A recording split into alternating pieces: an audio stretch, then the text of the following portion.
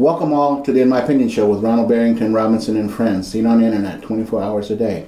We're seen on channel 17 in Genesee County and other adjacent counties. We're seen in Wayne County on channel 68 every Sunday at 9 in adjacent counties, and we're also seen downriver, okay, on channel 20. So please tune in. You can activate our programs through the In My Opinion Show or RBR via YouTube.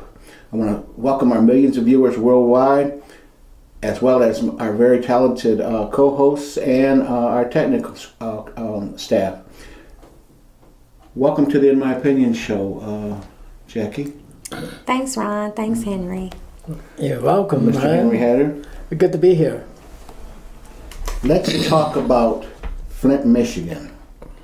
I have lived and been around and in this city for over 25 years.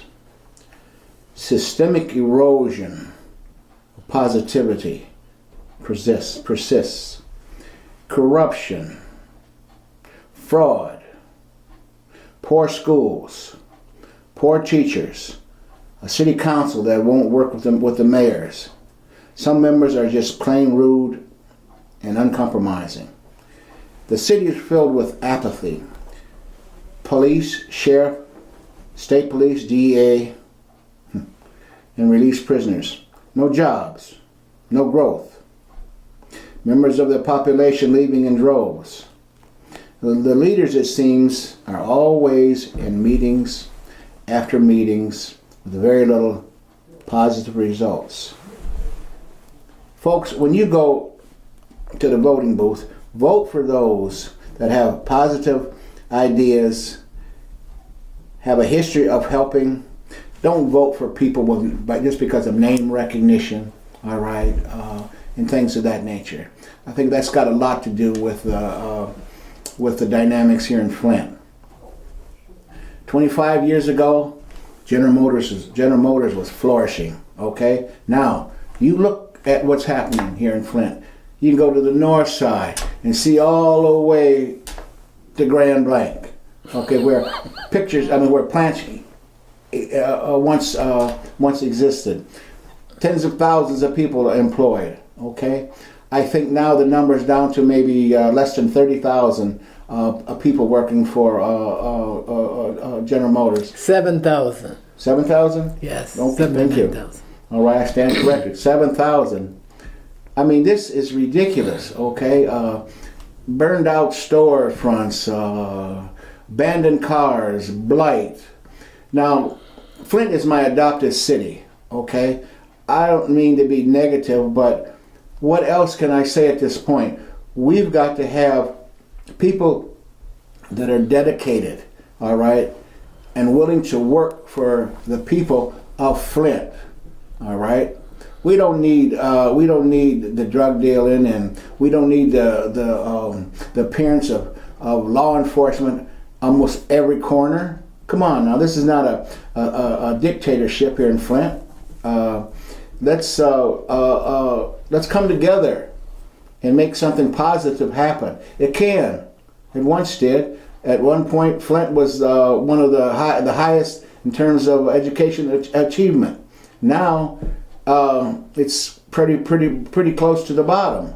Okay, as I advocated before, when I was working for the Flint Inquirer newspaper as a reporter and columnist, get rid of those bad teachers. Okay, I know they have unions and stuff, but look, all right, get rid of them. However way that you have to, lawfully. Okay, don't keep renewing their contracts because they've been at a certain school or you've known them for years. That's ridiculous. It's all about the youth. That's our future, and you got to believe in our youth. Okay, start teaching them things at home. All right, things that are positive. Like I tell my daughter every day, education is everything. Education is the key. Jackie, what do you think? I work in Flint. I live outside of Flint, but I work in Flint and I mentor in Flint. And so I get a chance to see some different things because I'm here every day. And so I have a positive light to shed. And I'm very proud to say that my college has come through with shining stars because they have partnered with Michigan State and University of Michigan and other universities where you can actually transfer your credits to them, and you can even pursue your bachelor's degree right there at the campus of Mott. So a lot of people are educating, so that's why a lot of them are not working, because normally during an unemployment session people go back to retool and get some more skills. So that's what a lot of them are doing. Not everybody. Also for the land in the city of Flint downtown, all of that land is purchased. There is no empty buildings downtown in the area that is targeted right now. All of those buildings are purchased, and so that's locked up. Also, Mott Baker College is getting ready to build a new dormitory because it's changing from the General Motors to more of a college town. So Baker is building another dorm. Also, University of Michigan is building a dorm, and Michigan State is downtown now. So we have those three colleges downtown. But, along with what you're saying, we have to change our mindset and see things differently. And also, the Flint Board of Education just released a sketch of a new school they're going to put in the place of Central. So it's going to be a new high school with new ideas, new goals. So that's something positive. And on the work front, MTA, unlike how they're dealing with issues in Saginaw, they're doing a great job because MTA has partnered up with all of these surrounding cities like Howell, Ypsilanti, Pontiac, and they're taking you to your job. Lapeer. All you have to do is show up at Michigan Works, pay $2 a day. They drive you to and from your job every day. And that's helping people get outside of Flint to get. But what it is back to that mindset. A lot of people got comfortable during the time where there wasn't any jobs. So they're not actively looking for jobs because right now is the Christmas season and people hire for Christmas because of the increase of shopping, and people are not applying to those jobs because they're comfortable taking handouts, something that we need to change our mindset and be more providers versus receivers. So that's what my view is on that. Also, Mr. Hatter? Well, this is a very good discussion. And as I said before to Jack, and we agree on this, and perhaps you do too, and that we need to have more discussions about this stuff. Education, job creation, crime in the street. Those are our problems. We must deal with them. And people don't always see these arguments contested on a forum like this is, where you have both the positive and the negative approach to resolution, a proposed resolution, or something to observe that people have never heard of before. Many people have not heard of the points that we made in the earlier show about education in this city, and why we continuously perform so badly among the entire education form throughout the country. We have to change that. And you said something very good about Flint. You said Flint is the home of the Mott Community College, and it is the home of the Community Foundation education system. One of you said that we had the best in the world. This was a city that everybody wanted to migrate to, and many of the people not here on this table, but others who are watching the program, did come from other cities as a result of seeking new opportunities with plants like General Motors plants. We had employed 78,000 people here at one time, and jobs for anybody who wanted one. If you lived in Flint, you could go down and hire into General Motors because we all had a lot of transition. People were coming and going in those days. And this kind of environment created a lot of opportunities to do something different. You can leave the plant and go into education, or you can create your own business. What a mecca this was. And this is the city that introduced Black Americans to the middle class. Middle class, Back, that's right. Way back in 1941. And the union and I have had this discussion. They said no, 1937. When the unions came into authority, they said, well, when when people of color were going to work for General Motors, they were going to receive the same wages as do whites. Now, but we didn't hear about this for 70 years. And I'm proud of the people that's bringing this to people who've never heard this before. And we need to educate our people, at least give them some ideas where they need to research and see how good we are, how well off we are. And yet the city of Flint, and we used to be the largest, we had the largest income per capita in 1970, the largest in the world. And yet, 2 years ago, or 3 years ago, or 5 years ago, they said Flint is the poorest city in Michigan. That is hard to believe.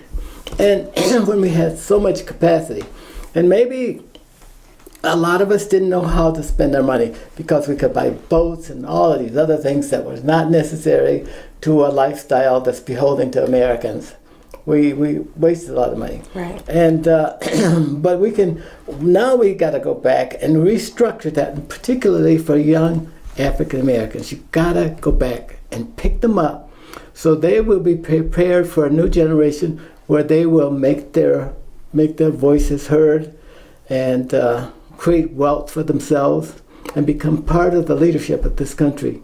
And we're doing the right kind of things here talking about this, and I hope that we will have many more of these kind of discussions. And and we talk about criticism. We talk about the things that are not being done. And yet for years we say, oh no, don't criticize us because it's a man's fault. But we now know that we have to accept responsibility for our own fate, or nobody's going to do it for us. I think this is a great city. We just need to have the leadership to bring it back. Well, this has been a great conversation as well. The people that are on the In My Opinion show were affiliated with the North End Soup Kitchen, and for the last 9 years we've been supporting the North End Soup Kitchen with fresh vegetables and fruits, and every Thanksgiving we supply all of their turkeys for their Thanksgiving dinner, and I'm in agreement with Mr. Hatter, on his thoughts about revitalization, if you will, of Flint, Michigan. But it takes all of us to do our parts. Okay, we've seen what Flint was, okay, in the past, but now we see and witness every day what Flint is in the present. Okay. For whatever reason, Flint does not seem to catch a break. Okay, what Mr. Hint was talking about General Motors, and yeah, they did when they were starting their union. There was a strike. Okay, in fact, my uncle was a part of that sit-down strike. All right, but we've progressed. Okay, I wasn't born, in the 1930s. Okay. I'm only 29, okay, but Flint can do better. It has the potential, okay. In fact, I'm a graduate of Mont College, and I had great experiences there, during my educational time. Flint has the education. Possibilities here in this city. You got the University of Michigan Flint. You got Baker College. You got Mott Community College. Michigan State. And there's probably some more that I'm not mentioning. You mentioned one Those are Detroit business about. no. Davenport has moved out of Flint. Oh, okay. Okay. But while he's talking about that, I like to say this is important. I just went to a seminar, and this was so enlightening. And at the seminar, what it's telling us is that we need to encourage our young people and our working people that the careers have changed. So before you go to school and before you pick out a career, you need to make sure it's relevant, because a lot of careers are not relevant. And if you know right now, the internet is everything. So there is so many jobs. So instead of you not being paid to be on your computer and your pad, get the skill to make some money off of those things, because there is money to be made in security. There's money to be made in selling and marketing. There is so much money to be made on the internet, but we have to educate ourselves in order for us to obtain those jobs, because a lot of times when people are out of work, the technical jobs go unfilled. Yes. So that is an important point that you guys need to understand. So don't just go to school and do what you love to do. Make sure when you graduate that job is relevant, and you see where it's still a need for that, and there's not too many people in that field, so that you find yourself working outside of your major. And also, to expand on that, I brought up some of the ills of Flint, okay, and it's been talked about. So, so it's blue in the face. It's enough of these meetings talking about the same old regurgitated stuff, all right? Let's talk, not start, because I think the conversations have already been addressed. What do we do now, okay, to improve the situations here in Flint, okay? It seems every time you turn around, Flint's being hit with issues. Just recently the water issue, okay? That's killed over a dozen people so far, allegedly through Legionnaire's disease, etc. But tens of thousands of people are affected by this, this poison water. Jackie, you said you had something that you wanted to mention about the water. Yes, regarding the water, it was a news headline the other day where commercial buildings are not immune to not paying their water bill. They have to pay the water bill, and a lot of residents were not aware that their companies or their rental places were not paying the water bill. So the city of Flint issued maybe 7 names totaling $1 million where they have not paid their water bills, and they were given until Friday to pay 10%, or they would have their services disconnected. That's unfortunate for a renter when you're paying your rent and you're thinking that you're taken care of, and then you see on the news that your situation is getting ready to fall apart. So the good news is that they're preparing shelters and placements for these people who will be displaced because of these, the water disconnection. It's unfortunate, but it was just business people trying to get over. Pretty much. That's what it is in a nutshell. And Jackie, I want to support you on the fact that anybody who uses Flint water must pay for the water, period. The city cannot function without this income, and it has to come from everybody. Even though the water is sown by many poisoned, but that is not a good statement. The EPA, the DNR, the city of Flint is doing everything it can to rectify the problems that happened over the last 2 years. And we can see that we need to have faith in them, and if people are using the water, they need to pay for it. Right. Yeah, that's to keep your city vibrant. This is where we can be creative. We can recreate, and we must, as black people, along with everybody else, contribute the payments to the city of Flint. And we got to get out of this political business of making Flint look as though it's the creepiest place on earth, because you're driving away business potential. That's right. You're driving away new populations. You're decreasing your population size by people moving out who are birth-worthy, or that's not the word I want. Property value. Yeah, and the property values continue to decline. Right. So you end up with 100% of nothing. Right. Got to get that behind us. But we also got to hold those responsible we got to hold them responsible, okay? The ones that, excuse me, that had knowledge of this, all right? Whether it was last month, 2 years from now, because it just didn't start 2 years ago. People knew about this here long before that, okay? So, and Shooty's got to stop jerking the system around, okay, and then bring these people to justice. I don't care if it's Snyder or whom it is. Get the guilty people. Let's get that behind us too. At the same time, all right, deal with the people with the water issues. Before you go, I just want to so people are working behind the scenes, and I was just thinking, of the new stuff that we have going on. And I had some people from my class, Southwestern, come here, and it wasn't here when we graduated, and it was the Back to the Bricks, and they were just amazed at how nicely ran that is, and how it wasn't any crime, and there was a curfew. And also we have the Taste of Flint now.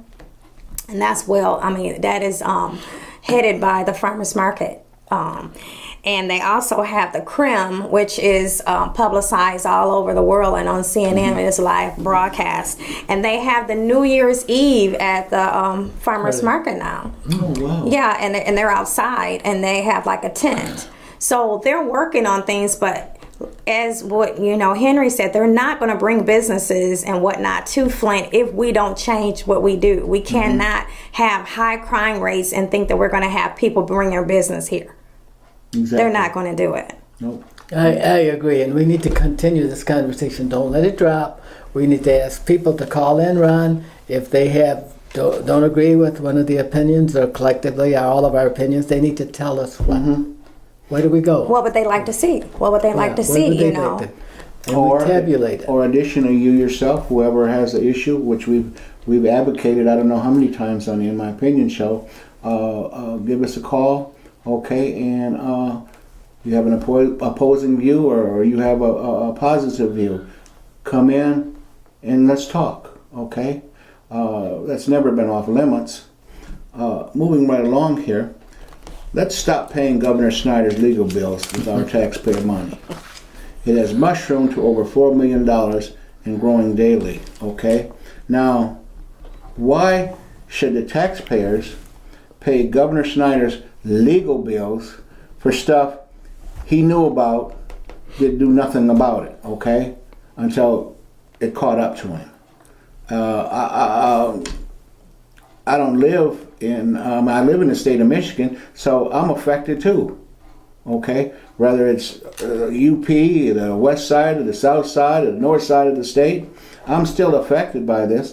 Why should we have to pay, all right, the taxpayers of Michigan have to pay for his doggone legal bills, all right? He can afford to live in a mansion over there in Ann Arbor, okay? Helicopters flying in, taking him to work in Lansing, okay, Mackinac Island, and all of these things. Let him pay his own attorney bills. That's a fair question. There's nothing wrong with that question. I'm sure that the folks who are monitoring this show is going to take back that question to Governor Snyder. And as you know, when the governor is serving in the interest of the people of the state of Michigan, he is indemnified if he makes a bad judgment. As long as it's not criminal, then he is protected by the state of Michigan. If you served in that petition for your township, Livingston Township in Detroit, Sumter. you would be protected from lawsuits, because that's a job that belongs to the people of the state of Michigan. Everybody who serves in a situation like that is protected. That is so that unfair claims or political claims made against that sitting leader is not made. And but if he does something criminal and is proven criminal, no, he should not be paid. Oh, wait, Exactly, and before this- you say that, let me just say this. I think it was $2 million that was allotted in the regular budget for any type. He's used $4 million. He moved some money to his legal, which they said he had no power to do. And that's one of the things they're investigating is that how did he allocate $2 million to him, but has allocated very little to Flint? Because we're still waiting on him to give dollars to match to a lot of other people who have given money, and we're still waiting on him to do something and move a lot of money so we can do some more stuff. And he is slow to move ours, but he was quick to move something that was going to protect him. Yeah. So I have an issue with that. Sure. Exactly, But everything that can be done right now is being done. A lot of that's going to fall on EPA. A lot of that's going to fall on people of the state of Michigan. And just because we make claims well here, there's still got to be sources of money to make claims well for all of the cities that are undergoing the same kind of problem that they need to solve. And I know that you're saying that that's fluff, but it isn't. That's just how the system works. And we got billions of dollars that got to be poured into the funds to protect public water supplies. But Well, see, Dr. Mona, I'm sorry. He knew about these issues. All right. So he was privy to all of this stuff that's happening now. Okay, he could have headed it off a long time ago, and I think when it's all said and done, all right. Hopefully he'll be indicted. Okay, there's already petitions out there for his recall. Okay, and when he gets recalled, I wouldn't care. I wouldn't give him a job on Mackinac Island with a shovel. Yeah, I just don't think it's fair that other people are doing more than and that's what the Congress was saying when we asked for all that money. They were saying, how is it that we're doing more than the state of Michigan? Because they have not given us a whole lot of money because, they're slow to give money, but you have Dr. Mona, who is the one that exposed the whole issue with the water. We already knew that for years. She was on. Well, Dr. Mona was on Who Wants to Be a Millionaire, and she donated all her money towards a trust fund for the future of Flint, and I thought that was commendable. She didn't have to do it. Yeah. She didn't have to do it. Yeah. With that said, unfortunately, our time limit is up. We must bring the In My Opinion show to a close. But I want to thank our millions of viewers worldwide, our excellent family co-hosts and technicians. This is Ronald Barrington Robinson saying for the In My Opinion show, please stay focused.